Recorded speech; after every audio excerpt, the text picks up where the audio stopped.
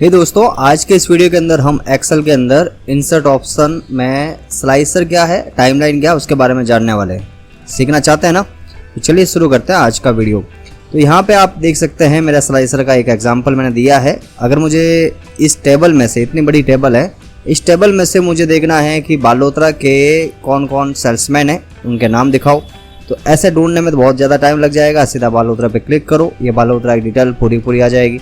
बायतू का देखना है, बायतू पे क्लिक करो, बायतू की डिटेल, यानी कि ये स्लाइसर का ऑप्शन है। अब स्लाइसर होता क्या है उसके बारे में अपन समझ लेते हैं। स्लाइसर के लिए मैं ओपन करता हूँ मेरी एक फाइल जिसके अंदर मैंने स्लाइसर के बारे में जानकारी दी है।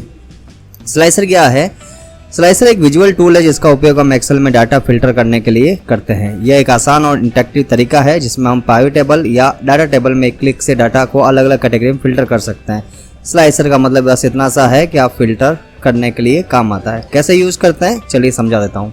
सबसे पहले आपके पास में इस तरह की टेबल होगी या टेबल बना लेना है जिसमें आपको तारीख लिखनी है, सेल्समैन का नाम, city, item name, company, quantity, rate, amount लिखना है। यहाँ पे मैंने टोटल, क्वांटिटी और अमाउंट का भी फॉर्मूला लगाया है, सब टोटल का फॉर्मूला लगाया है और यहाँ पर भी सब टोटल है। ये सब टोटल का फॉर्मूला मैंने पिछले वीडियो में बताया हुआ है, पहले के वीडियो में। अगर नहीं पता है तो कमेंट में लिखो, मैं वापस से समझा दूंगा।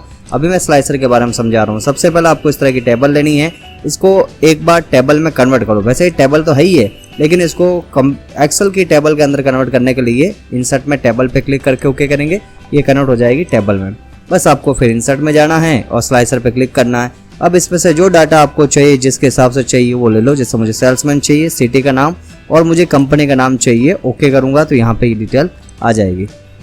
अब यहाँ पे आपको जो डाटा जिस हिसाब से चाहिए उस हिसाब से क्लिक कर सकते हैं। अगर मैंने मान लो यहाँ पे वापस से बताया कि जैसे जयपुर का डाटा देखना था, जयपुर का डाटा कौन कौन सेल्समैन है, उनका कौन सी सिटी से है, कौन सा आइटम है, कौन सी कंपनी है, क्वांटिटी कितना है, आइटम कितना है, सब कुछ, टोटल क्वांटिटी कितना हुआ वो सब कुछ आ जाएगा। बालोतरा का कितना है, बालोतरा का ऊपर यहाँ पे दिखा रहा है।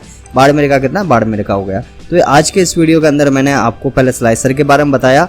अब इसी वीडियो के अंदर मैं आपको टाइमलाइन के बारे में बताऊंगा। टाइमलाइन नाम से पता चल रहा है कि एक तरह की एक टाइमलाइन आएगी जिसके अंदर आप टाइम के हिसाब से अपने डाटा को चेक कर सकते हो। इसके लिए सबसे ज़रूरी है डेट, तारीख होना बहुत ज़रूरी है, समय होना ज़रूरी है। तो टाइमलाइन क्या होता है उसके बारे में समझ लेते हैं। टाइमलाइन भी स्लाइसर की तरह एक विजुअल टूल है, लेकिन इसका उपयोग विशेष रूप से डेट यानी तारीख पर आधारित डाटा को फिल्टर करने के लिए किया जाता है। यह किसी विशेष समयावधि के आधार पर डाटा को फिल्टर करने का आसान तरीका है। टोटल मिलाकर ये टाइमलाइन एक तरह का ऐसा ऑप्शन है जिसमें आपका डाटा में अगर डेट लिखी हुई है तो किस डेट को क्या आइटम बिका है, कौन सी सिटी से बिका है, कितना बिका है, सब डिटेल आ जाएगी। तो इसके लिए भी मैं यही टेबल लेता हूँ। अभी इसको स्लाइसर को मैं एक बार हटा देता हूँ। हटाने का तरीका बस सेलेक्ट करके डिलीट बटन दबा देंगे, हट जाएगा।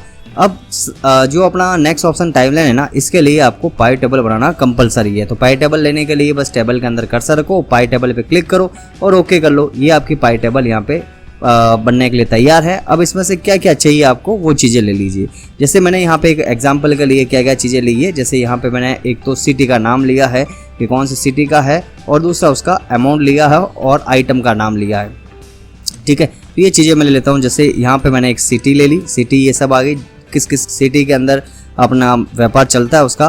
फिर आइटम का नाम ले लिया, कौन सा आइटम है, और साथ में मैंने क्वांटिटी या अमाउंट ले लिया। सीधा सा अमाउंट लूँगा तो ये अमाउंट आ जाएगा। अब चाहो तो क्वांटिटी भी ले सकते हो, आपकी मर्जी है। तो यहाँ पे ये चीज़ें आ गई है।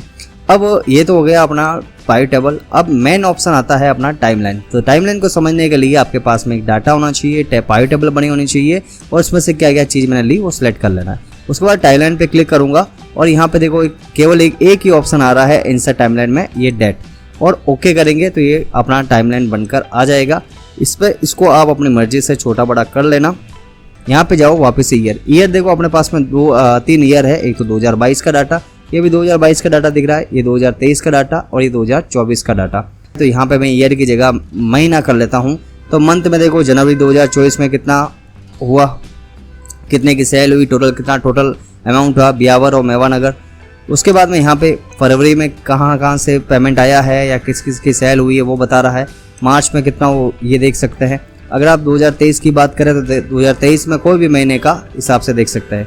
यानी कहने का मतलब है टाइमलाइन एक ऐसा ऑप्शन अपन को देता है जो अपने टेबल में से आप पर्टिकुलर किसी भी तारीख का, किसी भी महीने का, किसी भी साल का डाटा रिकॉर्ड देख सकते हैं।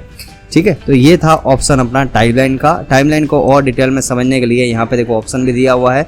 टाइमलाइन का उपयोग कहाँ और कैसे किया जाता है? डाटा के समय के आधार एनालिसिस करने के लिए, और पाइवट टेबल में भी इसका उपयोग होता है।